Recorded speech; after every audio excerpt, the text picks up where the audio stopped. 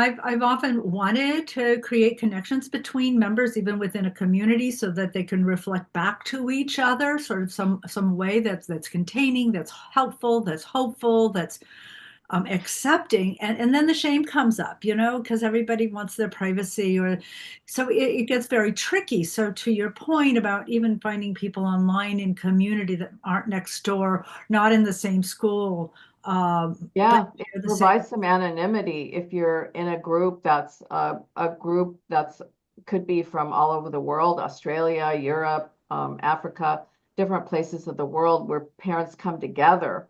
And then you feel like, within that identification of neurodivergence and especially neurodiversity with complicated activating nervous systems, that type of behavior is so frowned on and held with so much contempt in our cultures. And on the other hand, kids who are more internalizing, which is they're the quiet, shut down, and or anxious child, they're often getting missed because Yes. they look compliant. Yeah. And externalizing children are, quote, non-compliant, and they're the ones that are getting punished. So we've got internalizing children who are getting rewarded, and their nervous systems aren't getting attended to either. So either way, on either side of that, quote, internalizing or externalizing world that the mental health and other communities categorize children can be where reinforcing or punishment is actually damaging as well. The rewards can be just as toxic to a nervous system as the punishments. Yeah, it's interesting. I've certainly seen several kids where they are doing something that's so pro-social, like reading constantly. But it sometimes is a way of protecting themselves from being flooded from the world around them or from managing social demand. And it interferes with other functions. So I think that's to the point you're making, that the kids who are internalizing it and more reserved might also be struggling in ways that Mhm. get missed. Mhm. Yeah, they're often the quieter types. And because they're often quieter and less, quote, noisy, they get missed as a easy compliant baby or child or teen. And then those that are masking in that Yep, way, asking. or some kids who have been aggressive and externalizing shift to internalizing to mask because they have had so much shame. And Mhm. now we've got another whole serious problem of depression and suicidality just going off the charts in our communities. Yeah. So to your point about masking, I think it's important to normalize some degree that we all mask at one We point do. or throughout our We day. do. Right. Right now we are in our professional roles, in our professional relationship, right? And Right. at a party, you're in a different state, and when you're parenting, you're in a different state. So masking itself is not the issue. I think it's more the idea of there not being a space where you do not have to show up for others in a particular way. Hmm. Would you say that's a good definition, or would you define it differently? Yeah. I think that it's again about the frequency, duration, and intensity of doing something that is um, accommodating to others that's actually violating your own sense of self. And when we accommodate to an extreme to others and are not respecting our own sensibilities or our own needs, that then becomes a real problem because we are creating a constant disconnect with ourselves. And some people would call that, you know, accommodating too much. Um, People pleasing, I'm sorry, being a people pleaser. being a people pleaser. The Mhm. whole codependency movement applies to that. A false Um, self might be yeah, another a word. false self and some certain, psychological uh, people refer to it as that way. And so it's again the matter of degree and Yeah, intensity and frequency. yeah. It's like, of course, social graces, so to speak, involve masking and involve our ability to inhibit our impulses. Mhm. And that's a sign of maturing our nervous system. But then are we taking that over awareness of what other people think and always shape shifting into what we think other people want to hear or see? That's when it starts to become a real problem that's Yeah, driven by anxiety. that deferring to the outside, which, I wanted to also spend some time talking about the professional and supporting professionals in doing this work, but it strikes me that I have one other question about this work with the parents, because so often we can solve problems as the grown-ups more quickly for children. We can assume and direct our behavior and our parenting towards our children based on our assumptions. And to this point of a disconnection to the child's own self-awareness, self-direction, and self-management, how do you go after helping a parent shift from that directing, facilitating, and doing things quickly because it works for them, to creating the space to help the child begin to link up with their own internal experience, sense of problem solving, seeing cause and effect, recognizing their own discomfort? How do you narrate that for parents to make that shift? Well, I think you're talking about shifting from bottom up and kind of co-regulating children on a sensory motor level to starting to be able to use language and narration and conversations, and shifting to what we call more of a top-down capacity for them to start to build their own awareness. Mhm. And each child is going to be different depending on the degree of their nervous system's activation, how long it takes them to get into calm states on their own and co-regulation. So some children and youth that I've worked with, it might take years to get to that point of having those top-down conversations. Mm. And and so it's hard to be patient while you are working so hard. And are they ever going to get there? And I, to this day, almost everybody that I've worked with, I work with for a very long period of time, eventually, for the most part, gets there at some point to be able to start to then have an awareness of who they are and what their nervous system is and what zones are they in and what do they need. And so that what can you do to help yourself and what do you need from others to help you Mhm. is a lifelong question for everyone. And slowly helping children be able to say, hey, I think that let's think about what you could do next time to help yourself. Yeah. And what is something that is your favorite way of helping you cope with what happened? So that problem solving and that reflective capacity, as they have that capacity, is great to do retrospectively. Mhm. But I just recently had a parent who was starting that top down in the middle of having triggered a stress response and backing up and saying, oops, I think I triggered you. Let's keep talking. Let's keep thinking. This isn't over yet. Let's keep talking. Don't give up. Right. Don't give up on me. Tell me more. And so catching it soon enough, and when the child is verbal, encouraging them to start to tell you more, and then building that trust that if they keep doing that, it will turn out differently. We can negotiate a different outcome. It doesn't have to be the no that I started to say and I caught myself, and then we can start to understand each other. And so different uh, we're looking for opportunities when language kicks in enough that we can make use of language. So Yes. we want to support top down. We just want to make sure it's matching Yes. developmentally at the right time, that we're starting to build that in and have that become part of our conversations and their ability to start to take on more and more ownership of their nervous system.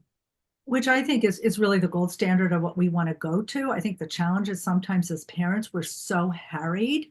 We just want to get things done, that we want to solve problems quickly. And we have to figure out the couple of things that we can slow down and engage in that reflective and problem solving process, because you can't do it on everything. But, it's like finding Yeah. that pacing in there. Right. Yeah. And then can they have their own trigger toolkit menu of things that's their go-to things that they can use? And do we start to build that into the school day? And I have teams in school systems, and we build that menu into the school, and the behavior interventionists are helping the child at school learn how to self-regulate and what they can do for themselves, and have a little menu of choices like, what do you want to do right now to help yourself in this moment? And they've been vetted. We know that these tools work and that they work for this child. And so we can have school settings supporting that. We can be doing that at home. And that's all then helping the maturation of growing towards more self-regulation and furthering independence. So not everything is co-regulatory. We want our children to be able to start to self-regulate and take ownership of what they need to do for themselves. Absolutely. So, I'm sure we could go on for hours. We've got about 10 minutes left. Let's flip it a little bit to thinking about helping professionals who might not be as deep in the weeds of the subspecialty of neurodivergence at the level of, your expertise. What would you say to somebody who's working with a child who's presenting with a lot of regulation issues, and say they're 6? What's the first thing you want therapists to pay attention to when a child is presented by parents, and that regulation, or my kid is driving me nuts complaint comes into the office? Yeah, I usually follow a fairly linear progression of assessing anyone who comes in who says, or a practitioner who comes for consultation or community of practice who says, we've got these kinds of behaviors that are, first of all, reframing them as stress responses is the first thing that we want our practitioners to do, so they can do that with the parents. But I use the metaphor of a tree, and the roots of the tree are that 24-hour sleep-wake cycle. So I start with, like, let's find out what's going on at home with sleep, because sleep is the background to daytime regulation. So if sleep is profoundly off, or there's something we can do to help improve sleep, or if we've got sleep apnea, if we've got a sleep disorder, or if the parents don't have any sleep, their bandwidth is going to be less to be able to co-regulate. So let's start with the sleep in the background. So we have a sleep screen, and you can use ours, or you can use any sleep screen. You can find them online. Let's start with understanding, how do we get energy so that we have enough energy from the night cycle to help us get the right energy during the day cycle and get into what we call that green zone, which is a regulated state of a balanced nervous system, autonomic nervous system. So a kid So, is and then, go so a ahead. kid's never going to tell you how they sleep, and parents, if they're sleeping, aren't going to know. So what do you recommend to help parents, or to therapists, to start that, getting data on sleep on a child? Oh, getting data on the child. Hmm. So, I'm someone who uses gadgets, and I'm a big wearable sensor person. So I belong to a sleep image ring, and it's a ring that you can put on a child. The parents can also have one, so I have a ring for both parents and child. I have them pick it up or send it home with them, and we get data from the sleep ring as to the quality of the sleep, what's So going that's on. not like the commercially available Aura ring. So what if somebody doesn't have access to that particular uh, um, environment? What, so off Well, the this shelf? isn't an Aura ring. This is where the practitioner purchases the rings and I pay the monthly fee and I give them to my clients. And it's not for regular daily use. It's for 1 or 2 nights a week to get a deeper dive on the sleep, particularly the sleep. Do you like, for somebody who doesn't have access to that economically or resource wise, do you recommend something like a Fitbit or an Oura Ring or something to help at least get some information? What do you do in the? Yes, I mean, there's a lot of people have phones, even if they are poor, they have phones. So most of the world now has some kind of access to a phone. So there are some phones that again they will track sleep data for you. Then you also have things like the Fitbit, which is a wearable. A lot of the kids that I work with can't tolerate the sensation of wearing a Fitbit. And Mhm. so, and even with the sleep image ring, we have to use all different kinds of fancy colored elastic tapes to wrap it tightly so that it'll stay on. And so we have to be creative with that. So yes, if a child can wear a wearable sensor and you can get something like a Fitbit, or if they get older and they can wear an Aura ring, sure, that's going to give you data on a more regular basis. And if you, as a practitioner, can't afford to purchase a sleep image ring and have that as a gift or something that you give to your parents, and there's a report. I charge a nominal fee for those reports. Um, uh, you know, you can ask simple questions like, does your child wake up seemingly refreshed, ready to go? Are they Mhm. tired during the day in general? Do they Mhm. fall asleep during the day? So Mhm. those are some qualitative things that you can ask and observe without equipment. Okay. Super And in fact, important. sometimes just asking those questions is better than relying on equipment. Do Mhm. you wake up refreshed Mhm. or tired? Do you find yourself falling asleep or really tired and having to boost coffee in order to complete your day? What's happening to your child? Do they wake up grumpy, tired, irritable, Mhm. bags under their eyes? Are they tired? Are they falling asleep at school? That's going to give you data on the sleep cycle. Super helpful. Super helpful. Yeah, and then how do you go about prioritizing getting the quality of sleep up, right? That it sounds like you're either going to have to push bedtime or wake up time in one way or another. And then if a kiddo has ADHD, they don't wind down very well. And so you can put Yeah. them in bed at 8 and they're not out until 10 because they're fiddling around. Yeah. So, the issue of sleep is just the same kind of come full circle where we started the conversation. What are the body issues that need to be attended to? What are the sensory issues that need to be attended to? What are the emotional issues? And what are the executive issues? Yeah. So I have a very deep dive menu on all the different things that go into sleep issue and sleep management, and you have to tailor it.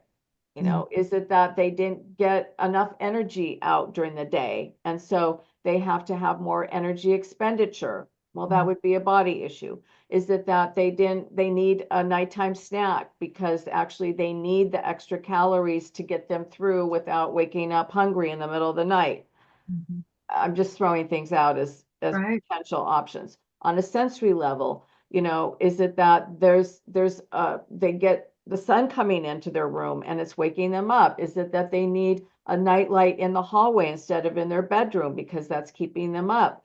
Is it that they need, some other sensory comfort or ways in which they feel sensorily surrounded by comfort? Do they need a picture of you on the bedstand so that when they wake up, they can see their mom and dad and they remember where they are and that they're safe? So there's emotional issues, there's separation anxiety issues, there's structural issues in terms of the routine or lack of a routine. So there's many different things that go into sleep, and it's all about finding all the different things and then Yeah. tailoring that. So as we're sort of winding down, you have some resources online that are free. Yes, Want to kind of just fill us in on that? Um, like if the yes, school is yes. there? Yeah, yeah. You can go to www.nrfcare.org. Is it org? Is it? Oh my gosh. We can edit this. It's okay. Please edit it. I have to double check. I'm not sure. Is it .org, .com? I don't even know my own website. And you can go to shop, the shopping page, and download the free starter kit. We have 8 handouts that are in English, and most of them are also in Spanish. And we have a video clip that goes explaining each handout, and the backside of each handout is text so that when you print it out, and so those 8 handouts kind of walk you through that tree idea that I was saying. We start with the roots to the tree of the sleep-wake cycle. We go to the trunk, which is looking at the resilience through relationships and the quality of the engagement process. And then the branches of the tree, which are those 4 brain networks I keep referencing on how we tailor everything. Mhm. And that just gives you the basic orientation to that nervous system tree. Yeah. And they're free, and we encourage everyone to get them and to look at them and watch the videos. And then if you're interested, sign up to stay with us. And we are launching a new website and new products this year that include training and different opportunities, include that free book that I was mentioning, and include other light training opportunities and more um, uh, middle of the road opportunities and advanced training as well. So just for the last thing, how would you describe what the NRF or your approach, that I follow, it stands out in counter distinction from other ways in which parents and children with neurodivergence get assistance? How would you say, yeah, what this approach brings different? Yeah, I think the value add is that people are talking a lot more about the nervous system these days. Mhm. But I think that the neurorelational framework's value add is that we really do I think, a really decent job doing a deeper dive into first understanding what the body's expressions are through biomarkers and identifying what the stress responses are and whether you are in an adaptive stress response or in a toxic stress response. Are your child in a stress response that's too frequent, lasting too long, happening, with too much intensity, happening too frequently during transitions, or have you just lost too much of the sleep cycle and aren't in the green zone? And so we define toxic stress, and then we are here to help reduce and eliminate it. And we build, then the trunk of the tree is like the relationships become the source of co-regulation and resilience and getting us back to joy. But those branches of the tree and those 4 brain networks, when you really look at those, there's other people who use brain networks, but we go into a very deep dive on individual differences and really customizing the care, and then creating teams where we're all collaborating and using those trigger toolkit menus for collaborative care across all disciplines to decrease that fragmentation. And I think those are real unique add-ons that the NRF provides. Yeah, it's just been wonderful to be working in this way. My personal experience with, using the brain systems, which, as I said, I call BEST, body, emotion, sensations, thinking. And then this idea about connect, reflect, and act, connecting with each of those brain systems, reflecting on how the inside and outside are interacting so that you can be planful and purposeful.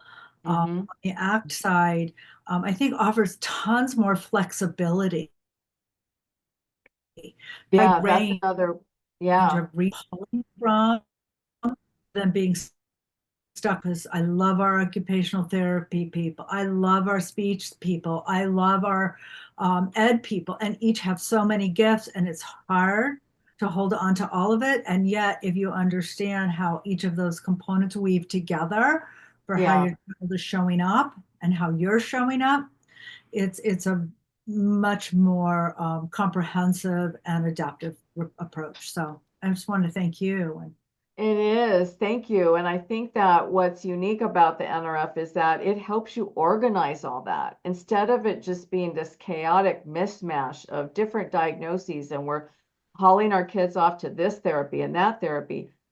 If you can now work from a cohesive whole that holds it all, now things are less chaotic and we start to have organization and everything starts to work together. And it's a beautiful thing to have to decrease the stress from fragmentation and exhaustion into something that's cohesive and comprehensive. yeah, And so we thank you, Deb, for this opportunity and for your using the NRF and bringing it in your way to the world and us doing that together. It's a real honor.